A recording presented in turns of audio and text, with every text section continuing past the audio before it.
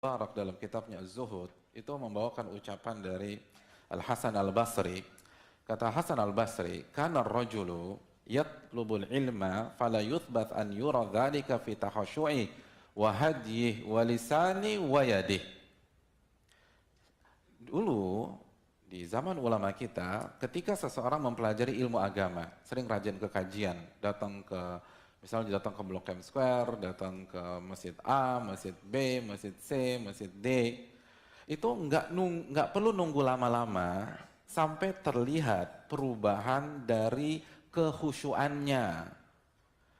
Akan terlihat perubahan dari gerak-geriknya, dari sikapnya, dari attitude-nya, dari habits-nya, dari lisannya, dan dari tangannya.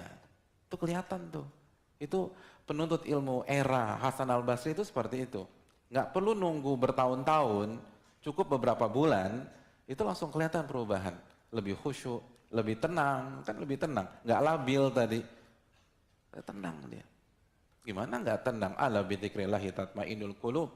Gimana nggak tenang? Wong ketika dia duduk di majelis, kalau niatnya ikhlas, apa kata Nabi SAW? Nazalat alaihimus sakinah. Ketenangan akan Allah turunkan kepada dia. Gimana dia nggak tenang? Ketenangan Allah turunkan. Kalau ikhlas. Jadi dia akan lebih khusyuk, akan lebih matang,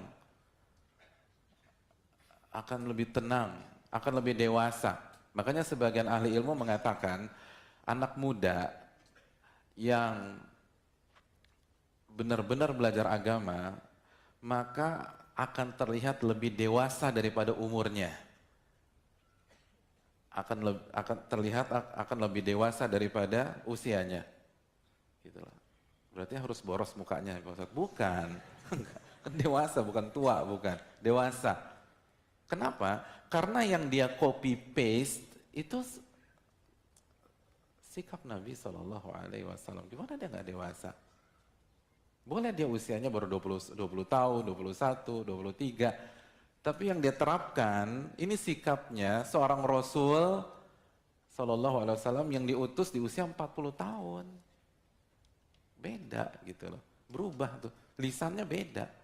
Yang dulunya sering ngobrol, sekarang lebih tenang. Ingat sabda Nabi, man somata najah, barang siapa yang diam dia selamat. Yang sering nyerang sana nyerang sini berubah. Tangannya tuh, usia di rumah tangga, di keluarga, tangannya harus berubah.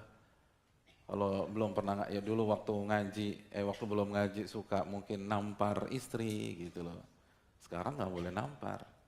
Kalau tangan nggak berubah, ya tangan nggak nampar sih, paling kaki aja Pak Ustadz tendang 1-2 kali, ya sama. Ini nggak berkah nih ilmu, nggak berkah. Ulama nggak begitu.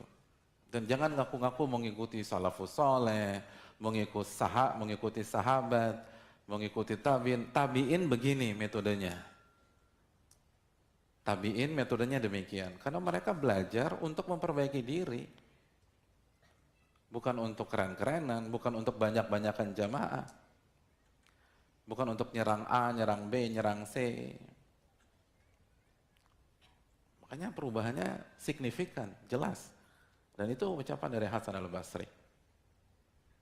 Berubah, semua berubah. Lisan berubah, tangan berubah, ketenangan berubah. Jadi nggak panikan, nggak galauan, berubah, semua berubah. Itu karakter seorang penuntut ilmu.